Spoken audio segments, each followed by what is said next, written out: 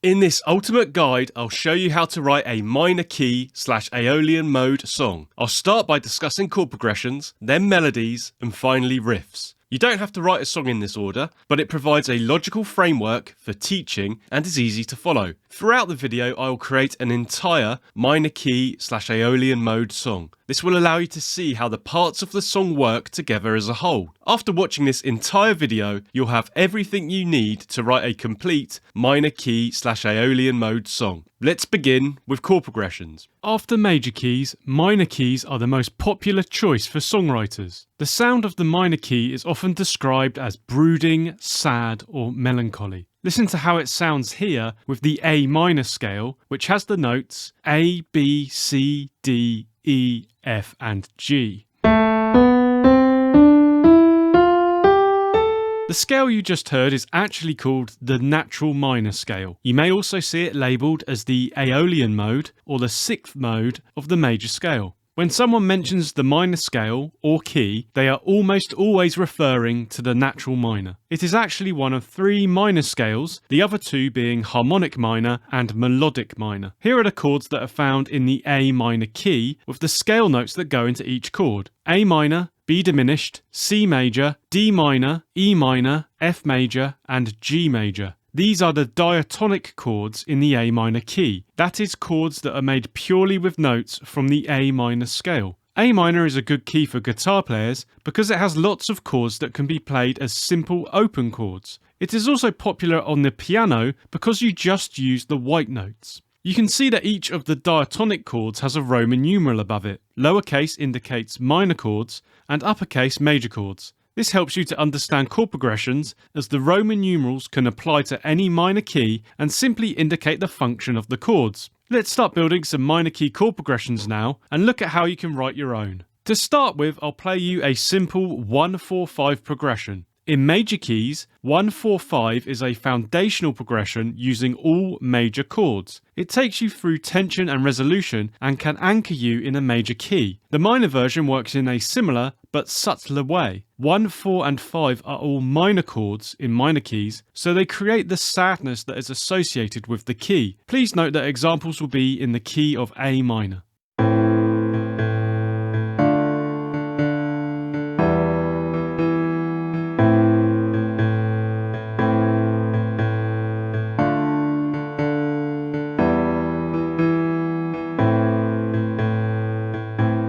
Up next is a popular minor key chord progression, 1, 5, 6, 7.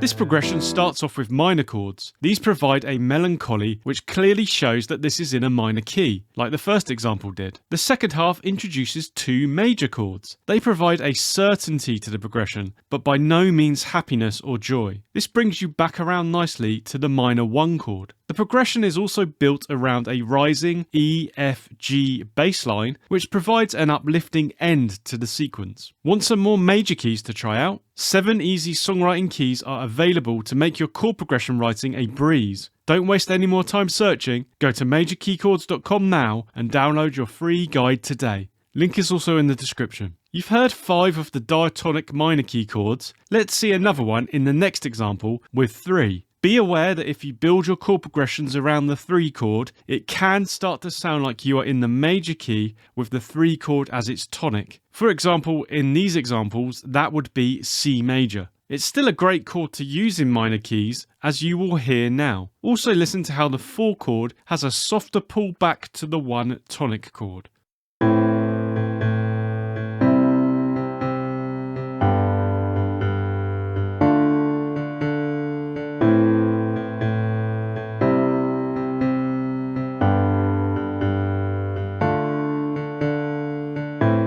You saw at the beginning of the video that each chord in the minor key is constructed with 3 notes. For this reason, they are known as triads. You usually play the root note as the lowest note in a chord. This is where the chord letter comes from. But you can also play one of the other 2 notes as the lowest note in a chord. These are known as inversions. They are shown with a slash after the chord letter. This shows you the note that is being played as the bass note. In the next example, I'll play the first inversion of the 5 chord. In the key of A minor, the 5 chord is E minor. You'll see that this chord is E minor/G, so G is being played as the lowest note here. First inversions are also shown with a small 6 next to them. In this next example, the first inversion creates a pleasing descending step bass line. You go from A to G to F, and then back to G with the 7 chord to bring us around to the 1 chord. Always remember that inversions are available to bring new interest and life to your chord progressions.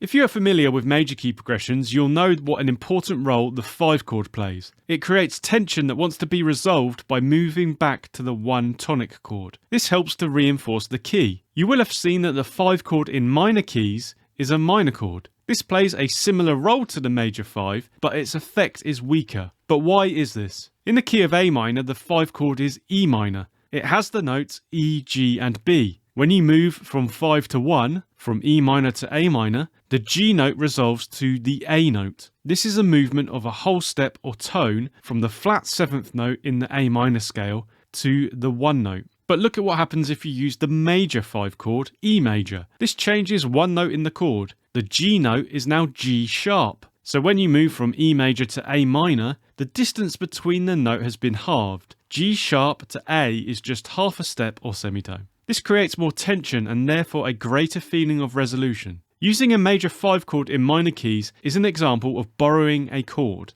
It is a chord from outside of the existing key. In this case, it is borrowed from the parallel major key. You could also think of it as being borrowed from the harmonic minor key. Parallel keys share the same root or tonic note. For example, we're using A minor here, so parallel keys include A major, A Dorian, A Lydian, etc. Another term that applies here is modal mixture or modal interchange. This is when you take a chord from a parallel key and use it in your progression. You can usually feel and hear when this has happened, as there is a sense that something has changed. This is only a brief change, too short to call it a modulation or key change. We then go back to diatonic chords from the key. Now that you understand this concept, let's see it in action. I'll play the 1-4-5 progression again. In the first half, I'll use the minor 5 chord. In the second, I'll use the major 5 chord. Listen to the difference the major 5 brings.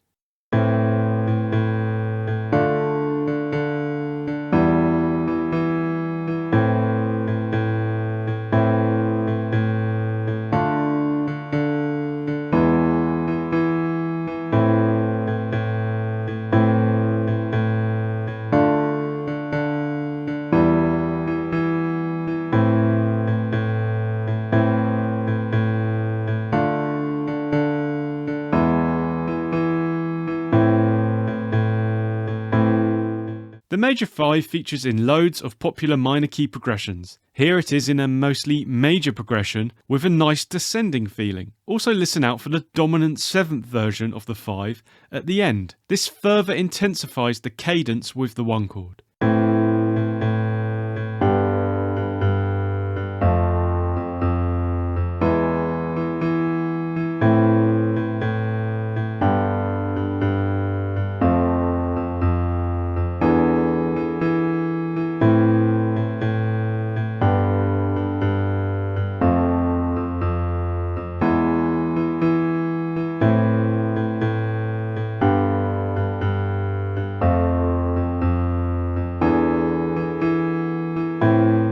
Here's another major 5 chord progression.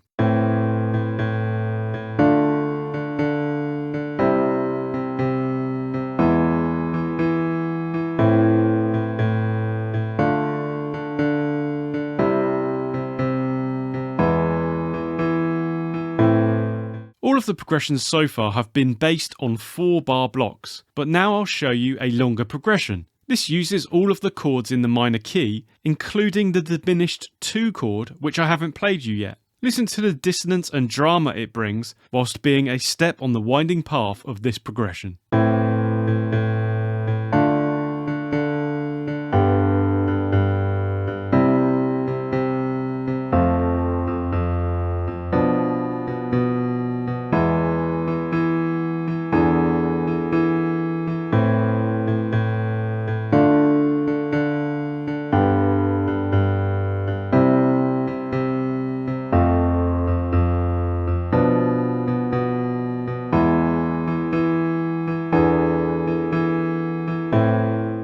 Another borrowed chord you'll see in minor keys is the major 4. This has once again come from the parallel major key. You could also consider it as coming from the parallel Dorian key. Listen to it in the next example.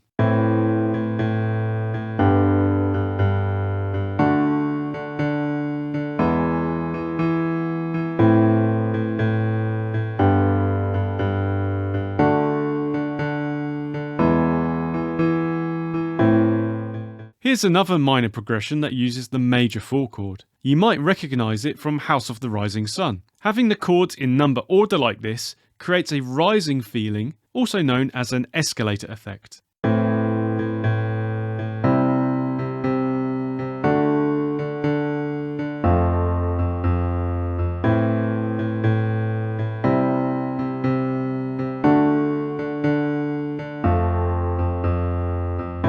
You heard the tense diminished 2 chord in an earlier progression. A frequent trick to make them sound a little more palatable is to play them as minor 7 flat 5 chords. These are also known as half diminished chords. In minor keys, these are often used as a predominant chord. That means they feature before the dominant, which is also known as the 5 chord. You can try it out before the minor or major 5 chords. Have a listen to both ways in the next example.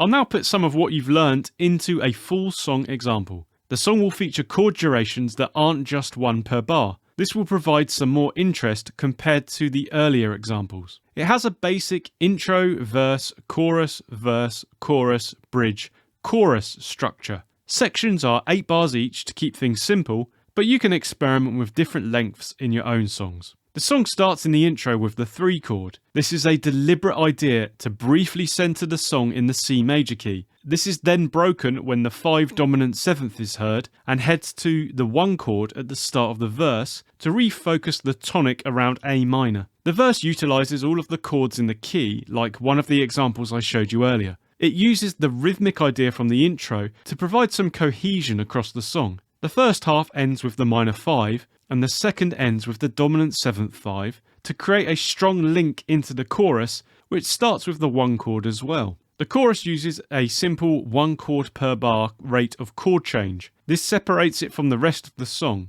The mainly major 1, 7, 6, 5 progression starts the chorus with a nice descending feel. In the second half of the chorus, I utilise chord inversions to create another descending bass line, E, D, C, B. The chorus also avoids the 3 chord entirely to make it crystal clear that this is in Aeolian and not a major key. The bridge section introduces the half diminished chord. It follows on from the inversion in the end of the chorus, which uses the B bass note. The bridge is shorter in nature and uses the same chord change rate throughout. This, combined with not using the 1 chord, means that it has an unsettled, twisting nature that feels like it could go anywhere. It ends with the 5 dominant 7th chord to bring us back to the stability of the chorus. Have a listen to the song and then have a go at writing your own minor key chord progression.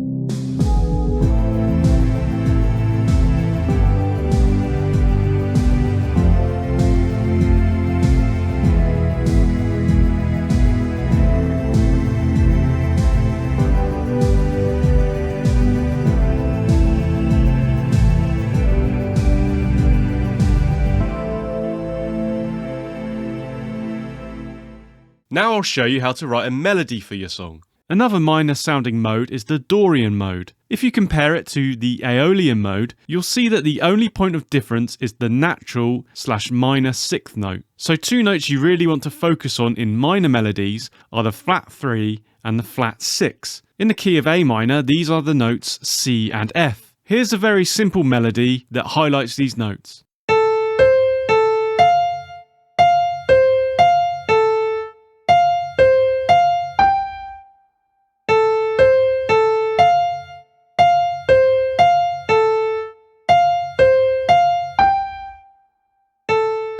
You want to focus on these notes to bring out the minor flavour, but what else can you do to achieve this? If you play notes on a strong beat, then they are felt more and stand out. In a 4/4 time signature, with 4 beats in a bar, this would be beats 1 and 3, with the first beat being the strongest. Listen to the following example. In bars 1 and 2, the flat 3 and flat 6 notes, C and F, are on weak beats. In the second half, they fall on strong beats 1 and 3.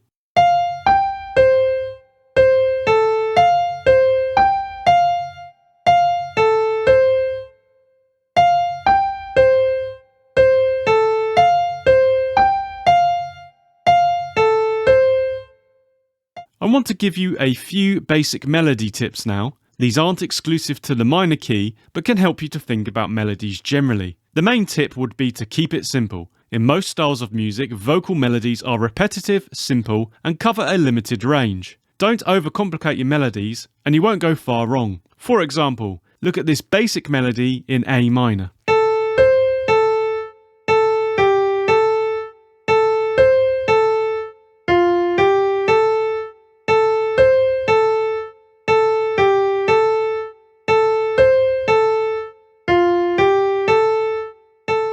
When creating melodies, it is important to consider the shape of the pattern. Melodies can move downwards or upwards, in small steps or big leaps. This can take you into different octaves. You may have spotted in the previous example that it dipped into a lower octave. Balancing the movement or shape of the melody is another important part of creating and maintaining interest. Look out for the leaps and steps into different octaves in the next minor example.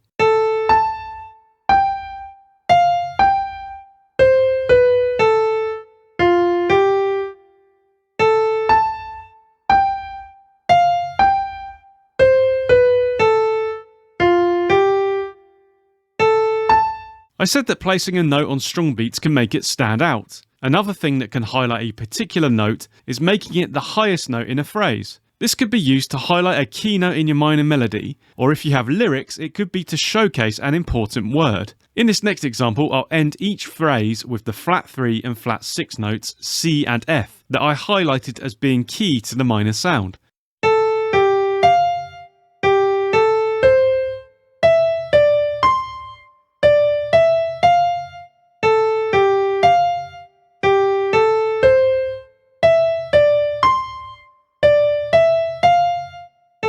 Melodies don't live in isolation. They have a strong relationship with harmony, or in other words, chord progressions. Let's now look at how this relationship works.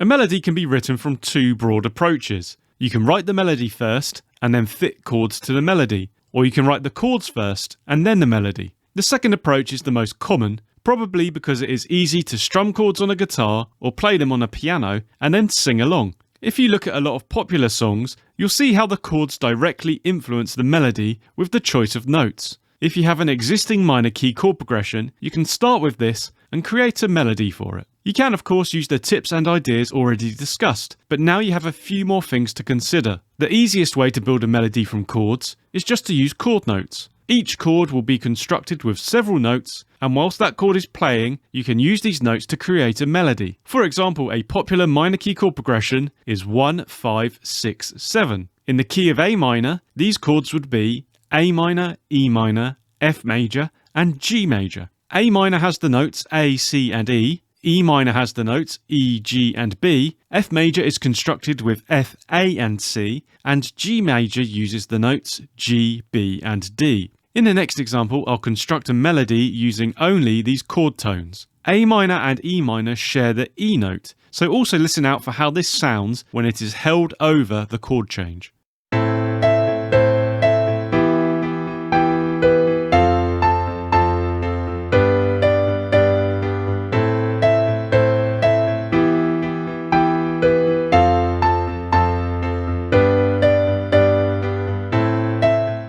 Now I'll use the same chord progression, but instead of chord notes, I'll use the other 4 notes from the A natural minor scale. This group of 4 notes will change as the chords change.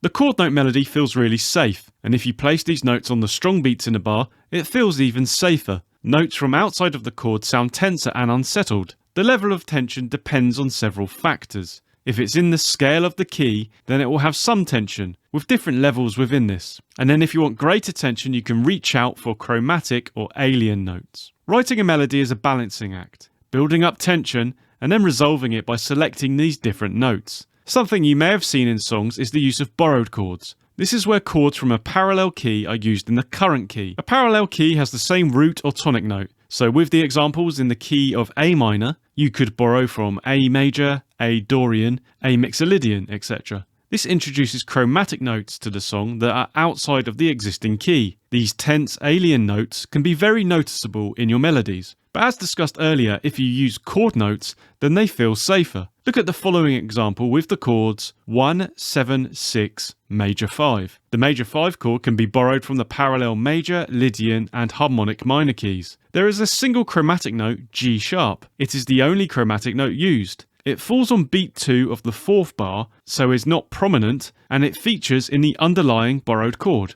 Have a listen to how something feels different with this chord and note, and yet it doesn't sound out of place.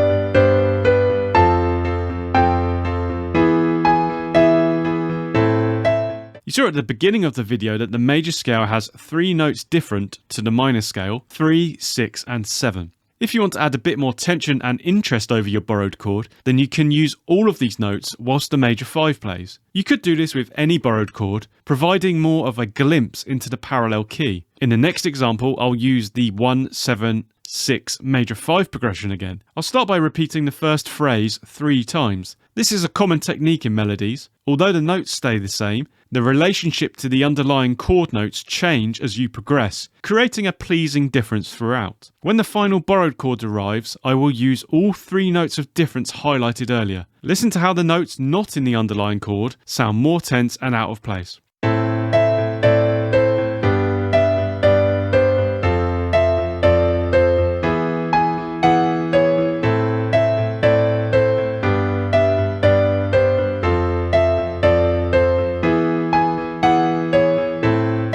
These have been examples of modal mixture or modal interchange. These are just other terms for describing what I have done, mixing chords and notes from parallel modes and scales. Of course, you don't have to use the chromatic notes over the borrowed chord if you don't want to.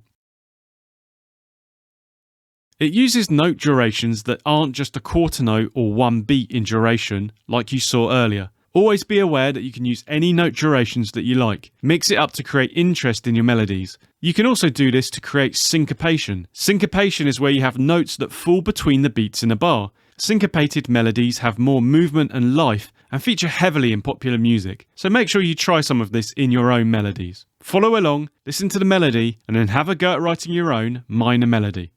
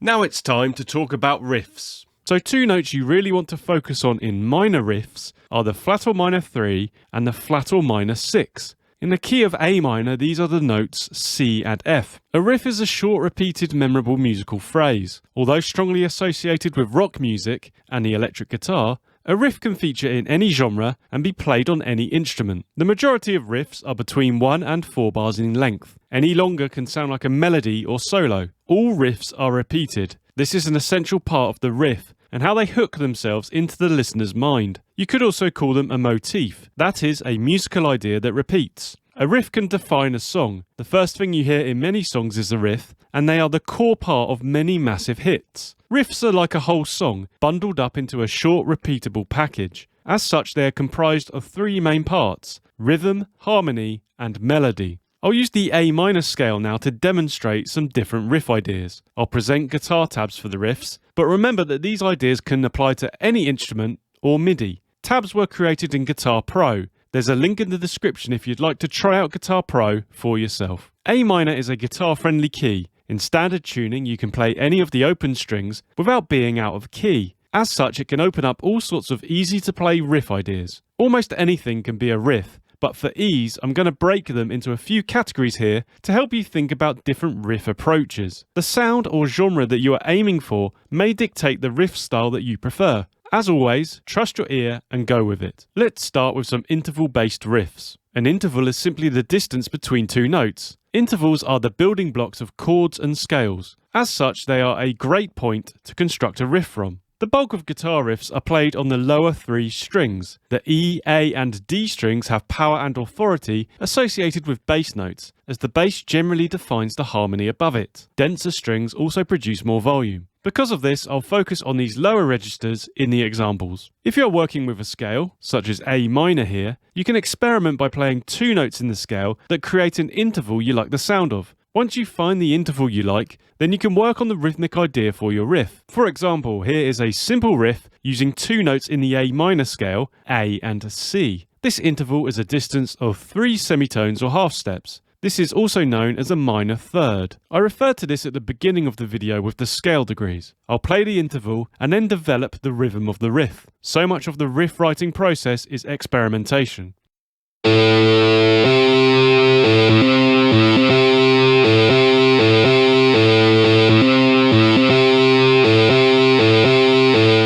Intervals can be played horizontally, like you just saw. This is what you would find in a melody. Or you can stack them vertically. That is when both notes are played at the same time. This is how chords are created. In the next example, I'll play notes from the A minor scale at the same time. Listen to how this changes the sound. Each interval will have an open A note in it. Repeating a note like this in a riff is known as a pedal note. I'll discuss this in more detail later. Look out again for the development of the rhythm in this example.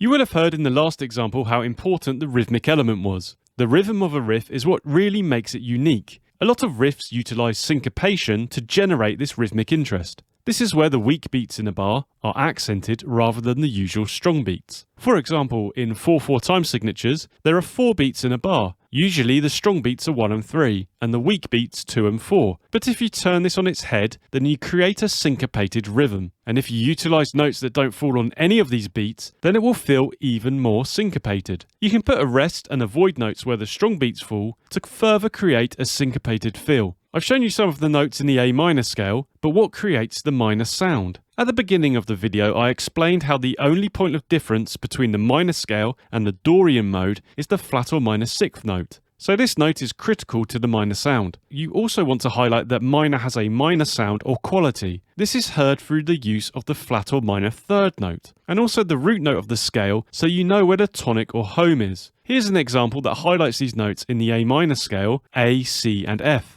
It starts with these 3 key notes, with particular emphasis on A and C to highlight that minor quality. It then introduces some more notes, repeating the rhythmic end of the first bar to provide some cohesion across the riff. The root note A is the lowest in the riff to highlight its role as the tonic.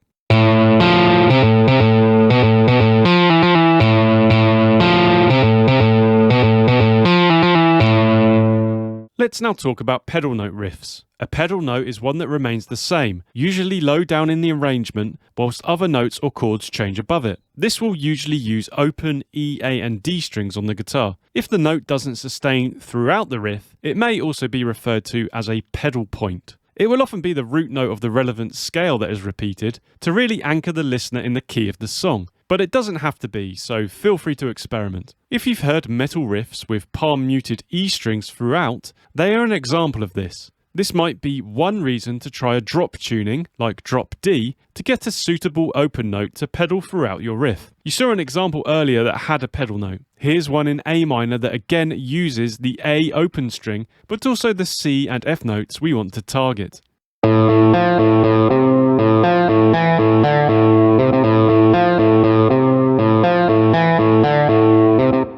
Now it's time for a classic riff component, the power chord. A favourite of rock and metal, the power chord is a simple, powerful element in many iconic riffs. A power chord is actually just the perfect fifth interval, so it relates back to the first two examples in this video. Power chords are often used with pedal notes that I discussed previously. This is particularly prevalent in metal riffs. On guitar they are usually played as two-note chords with the first and fifth, or as a three-note chord with the octave added above the fifth. If using a distorted guitar sound, you might also find other techniques used with power chords, such as palm muting and slides. A simple starting point for generating power chord riffs is to use the notes in the relevant scale for your song and then using each note as a root note for a power chord. As with other riffs, the rhythmic element is almost more important than the actual chords being played. Here's an example in A minor using power chords and other single note lines.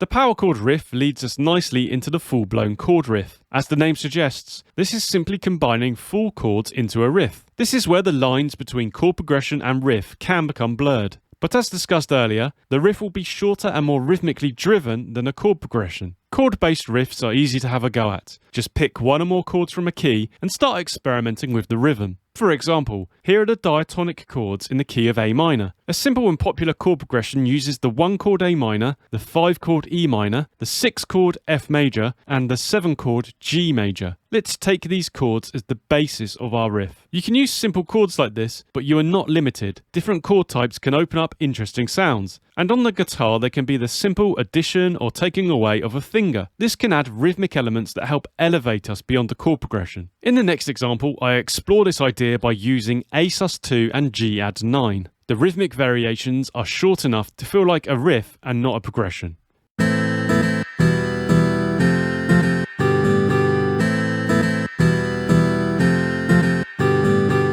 So far I've been using notes that are only in the natural minor scale, but riffs don't need to be boxed in like this. You can reach for any notes that you like the sound of. This introduces the idea of modal mixture or modal interchange. This is where you use notes from parallel scales within your riffs. Parallel scales have the same root note as the scale you are using. For example, I've been using A natural minor here, so parallel scales would include A major, A Lydian, and A harmonic minor, amongst others. A lot of riffs aren't considered in this level of detail and created more spontaneously. I'd recommend going for the spontaneous approach to begin with and just reach for notes and sounds that you like. The short nature of a riff won't usually undermine the tonal center of your song. A riff can come into the songwriting process at different times. It could be that you create a great riff in isolation and this inspires you to write the rest of a song. Remember that they contain rhythm, melody, and harmony. This song DNA can be unpicked from the riff and lead to quick songwriting. Concentrate on the notes that are emphasized or stand out. These will lead you to suggested chord changes. You could also take an existing chord progression and turn this into a riff. This might be by using chord notes or whole chords as you saw earlier.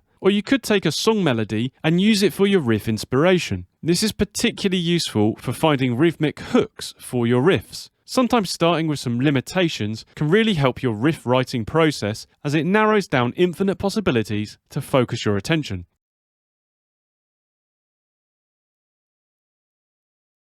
It's in the key of A minor and has a BPM of 97. It starts with a 4-bar intro, which I want to create a riff for. I've used mainly chord notes in the riff with a few extra scale notes. The first 2 bars of the riff set up rhythmic patterns that repeat throughout. This also takes part of the melody rhythm to help build up cohesion through the song. The riff starts with the C and E notes. These 2 notes are in the C major chord and also include the flat or minor 3rd note C from the A minor scale. This helps to anchor the intro with a feeling of being in the C major key, which is designed to disorientate the listener. Watch the chord progression explainer video to learn more about this. It is also just a simple major 3rd interval, relating back to the first examples in this video and reinforcing the confusion over the key. Then the riff moves up to the A note to preview the A minor chord to come and descends back down to the E note. The riff then repeats, but on the second repeat, it goes down to the chromatic G sharp note. This is in the borrowed E dominant 7th chord, which adds a bit of tough tension to the riff. I then reprise the riff over the bridge. All the chords are different, but the riff remains the same. Listen to how the different chords create a different riff experience. Also note how this is a synth style production. A riff does not have to be created and played on a distorted guitar. Have a listen to how the riff sounds, building up repetition, as well as the rest of the song. I hope this will inspire you to have a go at writing your own minor key riffs.